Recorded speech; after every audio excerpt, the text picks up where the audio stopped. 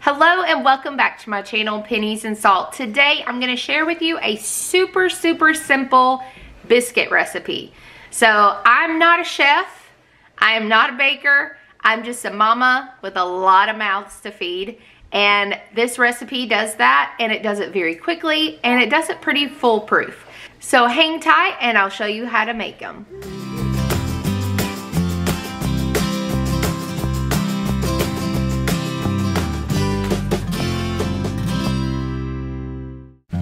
So probably the most important part of this recipe is making sure that you follow the method exactly.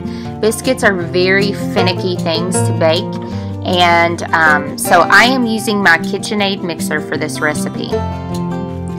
So the ingredient list is as follows, and I double this recipe. So it is 2 sticks of butter, a half a teaspoon of baking soda, 2 cups of milk or buttermilk, and 4 cups of self-rising flour. And I am quite the flour snob, so it is King Arthur only for me.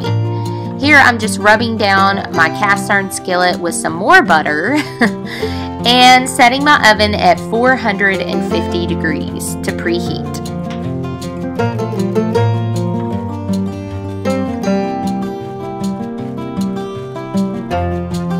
Alright guys, so here comes part of that method I was talking about, and as you can see, I'm cutting these sticks of butter into long strips, and I do this on both sides so that then you can cut it to make the perfect little squares, little cubes of butter to go into the flour here in just a second. You want to make sure these sticks of butter are super cold.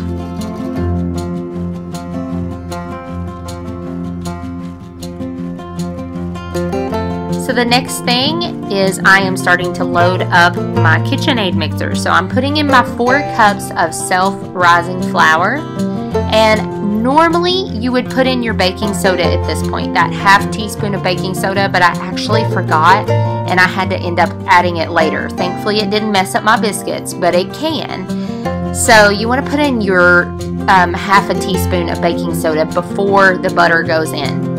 Now this is where I realized that I messed up, and I add in that baking soda, and you want to mix just to the point where your flour is kind of lumpy. You'll see what I'm talking about here in just a second. Now at this point you are going to add your milk. This is just 2% milk. Like I said, you can add buttermilk, but just keep in mind that it's going to change the texture of your biscuits. So you want your dough to not be super wet, but you don't want it to be dry.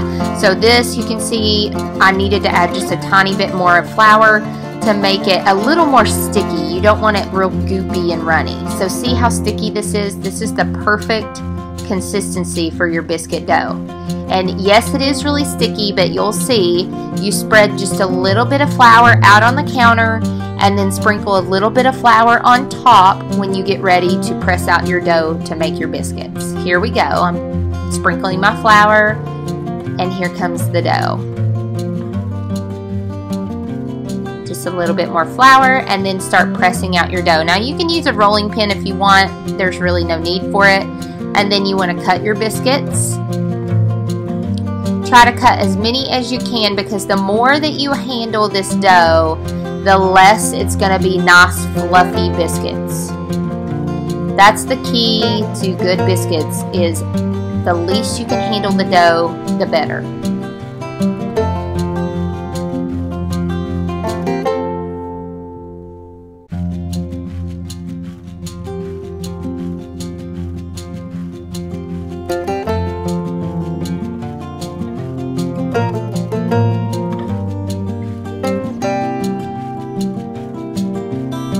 So here I'm just finishing out just with the last of the dough.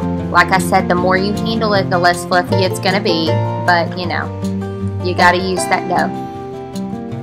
And then you put them in the oven to bake for 10 to 12 minutes. And then keep a really close eye on them. Depending on your oven determines how they're going to cook. So here, obviously, they're not done. You will know when they're done when they look like this. And you can take a stick of butter, yes, more butter, and just kind of rub the tops of them right before the end. And enjoy, guys. Enjoy those biscuits.